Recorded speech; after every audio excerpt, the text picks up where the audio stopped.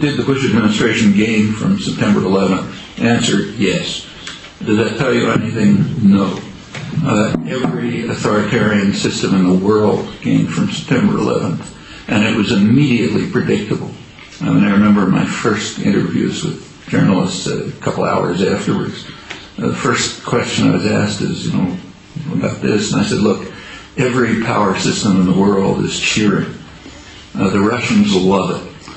It's giving them an excuse to increase their atrocities in Chechnya under the pretext that they're defending themselves from terror. The Chinese love it. They're going to step up their atrocities in Western China against the Uyghurs, claiming it's defense against terror.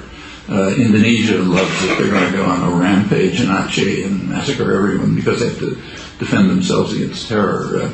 Ariel Sharon will, go wild in the occupied territories because we have to protect ourselves from terror.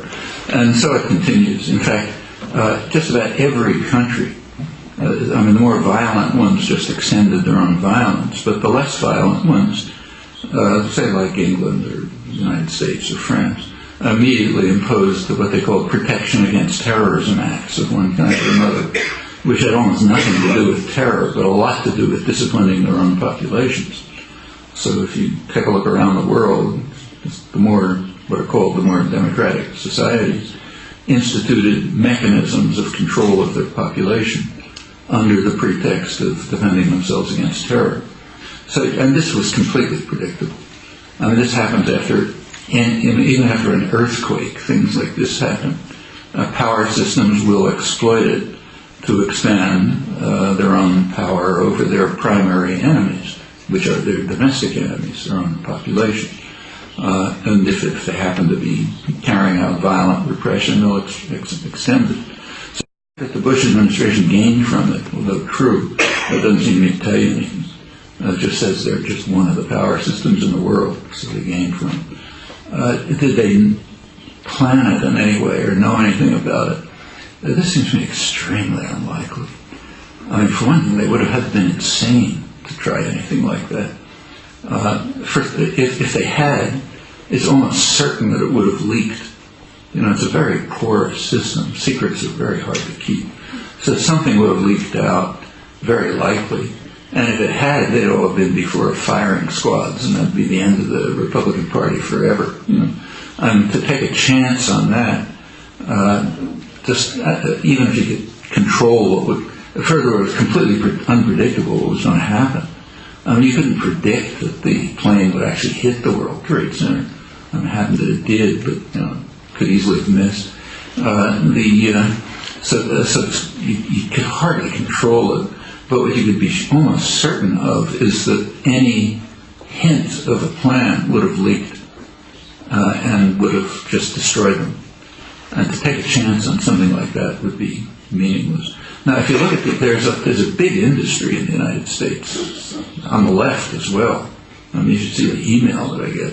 This huge internet industry from the left trying to demonstrate, and there's books coming out, there were bestsellers in France and so on, that this was all faked and it was planned by the Bush administration and so on.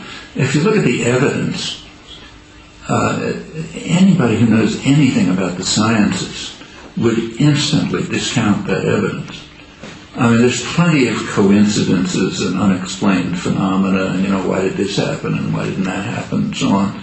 But if you look at a controlled scientific experiment, the same thing is true.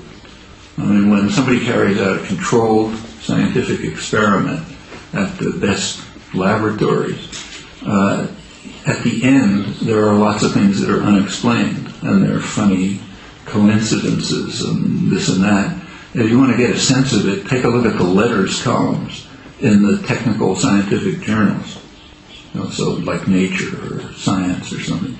The letters are commonly about unexplained properties of reports of technical experiments carried out under controlled conditions, which are just going to leave a lot of things unexplained. That's the way the world is. Now, when you take a natural event, not something that's controlled, most of it will be unexplained.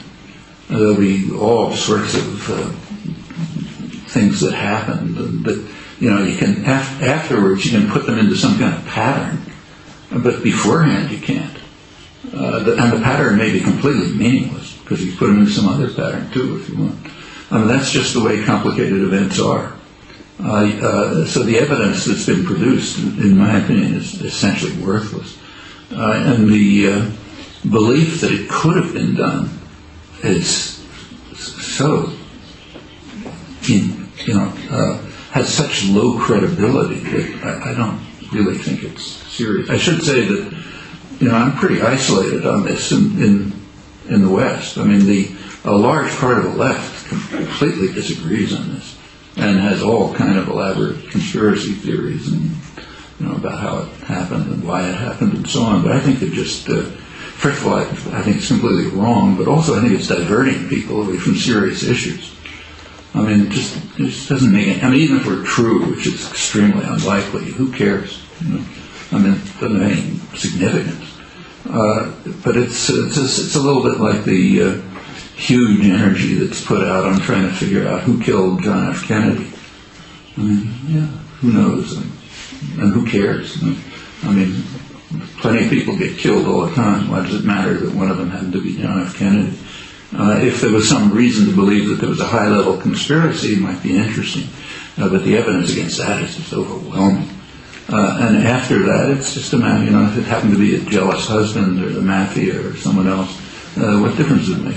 It's just taking energy away from serious issues onto the ones that don't matter. And I think the same is true here. It's my personal